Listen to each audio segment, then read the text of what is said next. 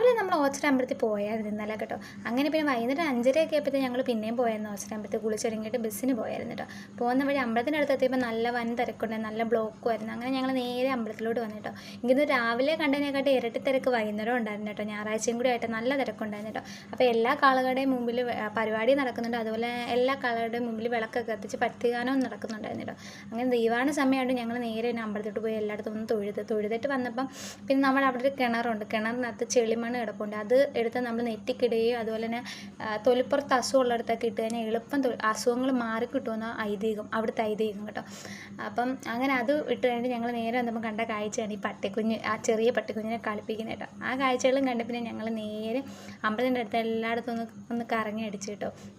അവിടെ ചെന്ന് കഴിഞ്ഞാൽ കാഴ്ചകൾ കണ്ടാലും മതി വരില്ല, അങ്ങനെ നല്ല വിശപ്പുണ്ടായിരുന്നു. അങ്ങനെ ഞങ്ങൾ പിന്നെ മുളക് ബജ്ജിയും അതേപോലെ കോളിഫ്ലവറിൻ്റെ ബജ്ജി ഉണ്ടായിരുന്നു, നല്ല ചൂടുള്ളായിരുന്നു കേട്ടോ. അത് മേടിച്ച് കഴിച്ച് പിന്നെ ജ്യൂസും മേടിച്ച് കുടിച്ചിട്ട് അങ്ങനെ പിന്നെ നേരെ പരിപാടി നടക്കുന്നിടത്തോട് വന്നപ്പോഴത്തേക്ക് നല്ല തിരക്കുണ്ടായിരുന്നു.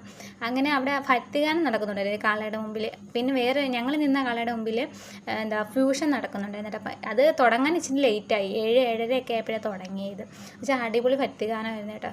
അതുപോലെ തന്നെ ഫ്യൂഷനും നല്ലതായിരുന്നു കേട്ടോ. കുറച്ച് നേരം നമ്മൾ നിന്ന് കണ്ടിട്ട് പിന്നെ ഞങ്ങൾ നേരെ വീട്ടിലോട്ട് വിടാമെന്ന് പറഞ്ഞ് ഇറങ്ങിയ സമയത്ത് പിന്നെ നമ്മുടെ കാലഭൈരവൻ്റെയും കതിരവൻ്റെയൊക്കെ മുമ്പിൽ നമ്മളൊന്ന് പോയി കേട്ടോ. അപ്പോൾ അവിടെ നമ്മുടെ വജ്ര തേജോമുഖൻ്റെ മുമ്പിൽ തിരുവാതിര നടക്കുന്നുണ്ടായിരുന്നു കേട്ടോ. അപ്പം പിള്ളേർ അപ്പോൾ ആ കാഴ്ചകളും കണ്ട് പിന്നെ കതിരവൻ്റെ മുമ്പിൽ വിളക്കൊക്കെ കത്തിച്ച് രാത്രിയൊക്കെ ആകുമ്പോൾ നല്ല സെറ്റ് ചെയ്ത് കാണാൻ കേട്ടോ. 28 കഴിഞ്ഞാലും കുറച്ച് ദിവസത്തേക്ക് പരിപാടിയും കാര്യങ്ങളൊക്കെ കാണും അവിടെ. അതുപോലെ തന്നെ കാളുകളുടെ വലിയ കാളുകളെയൊക്കെ നമുക്ക് കാണാം, അതിൻ്റെയൊക്കെ മുമ്പ് പരിപാടിയും കാണും കേട്ടോ. ആ കാഴ്ചകൾ കാണാൻ വേണ്ടി ഞങ്ങൾ ചെന്നിട്ട് ആ കാഴ്ചകളും കണ്ട് പിന്നെ നേരെ ഞങ്ങൾ വീട്ടിലോട്ട് വിട്ടു. അടുത്ത വീട്ടിൽ കാണാവേ, ബൈ.